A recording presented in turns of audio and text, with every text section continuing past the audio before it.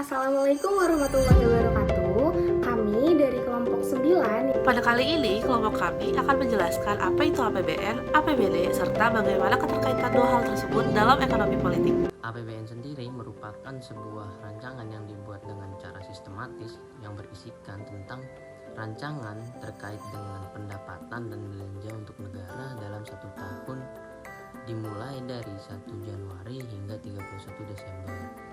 Adapun fungsi dari APBN tertuang dalam Undang-Undang Pasal 3 Ayat 4 Undang-Undang Nomor 17 Tahun 2003. Di situ disebutkan bahwa ada 5 fungsi utama dari APBN. Yang pertama, APBN sebagai otorisasi, yang dimana dengan adanya anggaran akan menjadi dasar untuk melaksanakan pendapatan dan belanja negara pada tahun yang bersangkutan. Yang kedua, APBN sebagai perencanaan dan pedoman, yang dimana di situ dijelaskan bahwa APBN menjadi pedoman dalam kegiatan untuk tahun yang bersangkutan. Kemudian yang ketiga ada APBN sebagai pengawas, yang dimana APBN ini mengawasi terkait dengan pengurangan pengangguran dan pemborosan terkait dengan sumber daya gitu. Kemudian yang keempat, APBN digunakan untuk mendistribusikan anggaran sesuai dengan unsur keadilan dan kepatuhan. Yang kelima, APBN ada untuk mengupayakan perekonomian yang fundamental. Seperti yang kita ketahui bahwasannya APBN merupakan rencana keuangan pemerintah negara yang berisikan rincian pendapatan serta pengeluaran negara dalam kurun waktu 1 tahun. Menteri serta pimpinan lembaga bertanggung jawab secara formal yang telah ditetapkan oleh peraturan pemerintah. Pelaksana pertanggungjawaban atas APBN dilakukan oleh pemerintah pusat atau negara kepada Dewan Perwakilan Rakyat dalam kurun waktu setelah selesai tahun anggaran dan 3 bulan sekali, atau sering disebut juga triwulan. Dalam rencana APBN terdapat yang pertama meliputi APBN disusun oleh pemerintah pusat yang diketuai oleh presiden serta dibantu oleh menteri-menteri.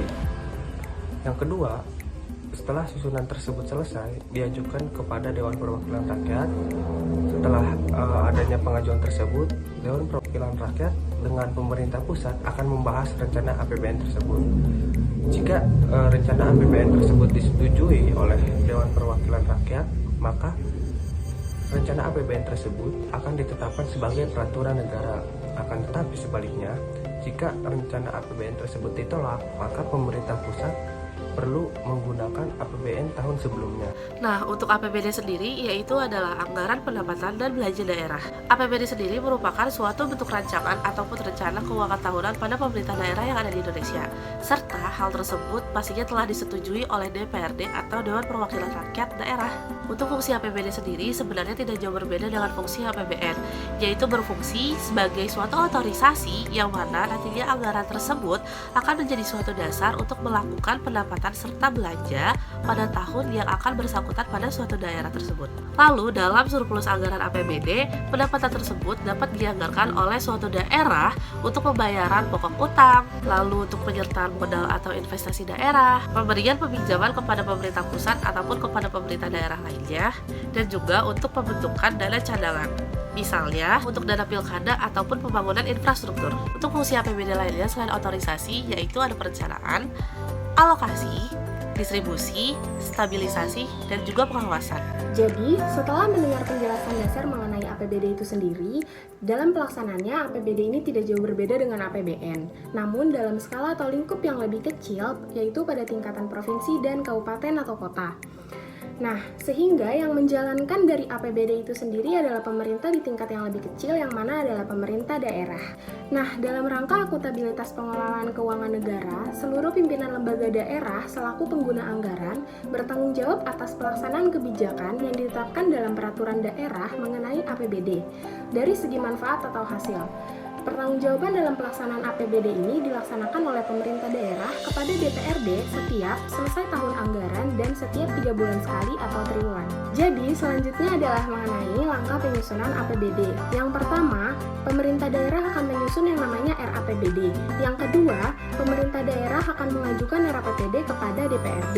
Yang ketiga, DPRD dan pemerintah daerah akan membahas mengenai RAPBD. Yang keempat, DPRD akan membahas untuk menerima atau menolak mengenai ajuan RAPBD. Jika RAPBD diterima, maka RAPBD tersebut akan menjadi peraturan daerah atau APBD. Namun, jika RAPBD ditolak, maka pemerintah daerah akan menggunakan APBD di tahun sebelumnya. Ya, jadi dari sekian penjelasan yang kami paparkan, kami menyimpulkan bahwa yang mana APBN itu adalah anggaran yang mana di dalamnya itu tercantum bahwa pembelanjaan serta pemasukan negara ataupun di ranah daerah itu adanya di APBN dan atau APBD. Bila APBN di kancah nasional, kemudian APBD di kancah daerah gitu. Kemudian sebelum terjadinya APBD atau APBN itu terdapat ada yang namanya RAPBN dan RAPBD. R di sini tuh adalah rancangan. Nah, rancangan itu dibuat oleh pemerintah yang nantinya pemerintah mengajukan rancangan tersebut ke DPR. Dan DPR keputusannya, pertimbangan keputusan tersebut ada di DPR. Bila mana rancangan tersebut diterima, oke, pada periode tersebut kita menggunakan rancangan yang disetujukan. Namun apabila rancangan tersebut tidak diterima atau ditolak oleh DPR, maka